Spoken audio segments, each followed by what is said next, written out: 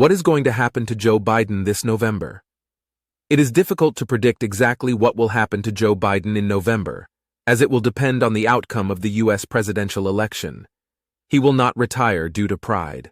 That is correct. Biden has stated that he plans to continue his political career and serve as president if he wins the election.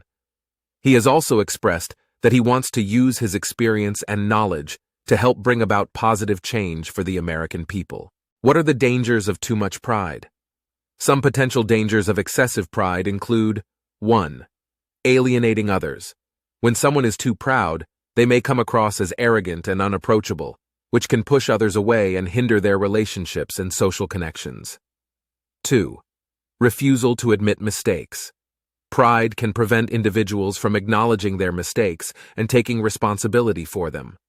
This can lead to further problems and hinder personal growth and development. 3. Inflexibility. People with too much pride may be unwilling to consider alternative perspectives or approaches, which can limit their ability to adapt and problem-solve effectively. 4. Risk-taking behavior. Excessive pride can lead to overconfidence and a sense of invincibility, causing individuals to take unnecessary risks that can have negative consequences. 5. Difficulty in receiving feedback. Too much pride can make it challenging for someone to accept constructive criticism or feedback, preventing them from learning and improving. 6. Isolation.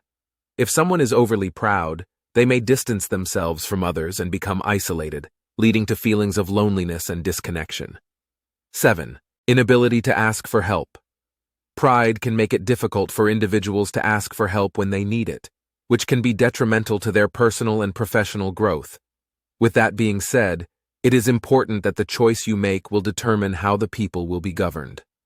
Here is a text of Lincoln's speech, Bliss copy, delivered at the dedication of the Soldiers' National Cemetery at Gettysburg, Pennsylvania.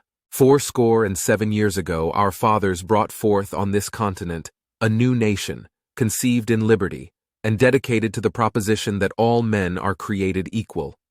Now we are engaged in a great civil war, testing whether that nation, or any nation so conceived and so dedicated, can long endure. We are met on a great battlefield of that war. We have come to dedicate a portion of that field as a final resting place for those who here gave their lives that that nation might live.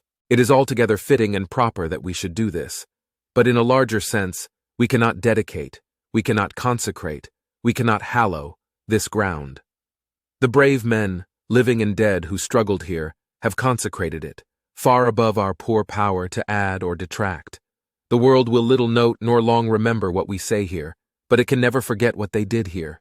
It is for us, the living rather, to be dedicated here to the unfinished work which they who fought here have thus far so nobly advanced. It is rather for us to be here dedicated to the great task remaining before us, that from these honored dead we take increased devotion to that cause for which they gave the last full measure of devotion, that we here highly resolve that these dead shall not have died in vain, that this nation, under God, shall have a new birth of freedom, and that government of the people, by the people, for the people, shall not perish from the earth.